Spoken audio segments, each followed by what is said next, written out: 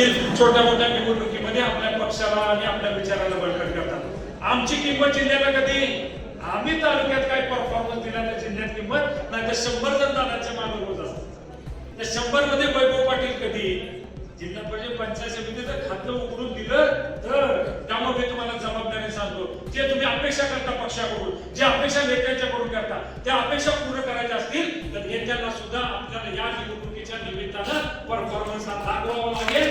ती जबाबदारी आज इथं व्यासपीठावरती उपस्थित असलेले प्रत्येक गावात आज कार्यकर्ता उपस्थित आहे। आज माझे सरपंच आहे, सोसायटीचा चेअरमन राहिलेला आहे, ग्रामपंचायत सदस्य आहे, सोसायटीचा सदस्य आहे, मोठ्या प्रमाणात गावगाड्यामध्ये काम करणारी प्रमुख मंडळी आज इथे उपस्थित आहे।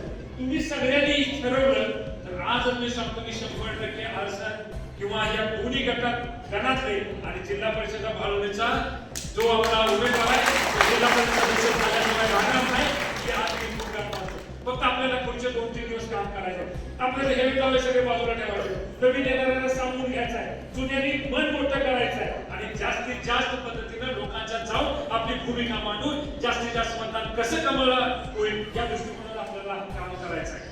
अर्थकारणाच्या काय गोष्टी घडतील, काय कुठं धंदाटकेपणाने काय तर गोष्टी सांगितल्या जातील, कुणाला अडवायसाठी, कुणाला थांबवायसाठी कुणाला फोन केला जाईल, कुठल्याही आमिषाला कुठल्या दबावाला बळी न पडता यावेळी महाराजराव प्रामाणिकपणे जर आपण काम केलं तर मला खात्री आहे या पूर्ण गटात आणि गणात कमळ फुटल्याशिवाय राहणार नाही।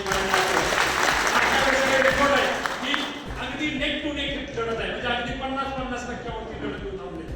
थोडंसं आपल्याला काम करायचं आहे, 50चं 55 कसं होईल एवढ्यासाठी काम करायचं आहे। पण आज आपण आणि काका इथं स्टेजवर आल्यामुळं 55चा आकडा 100% आपण टाकू।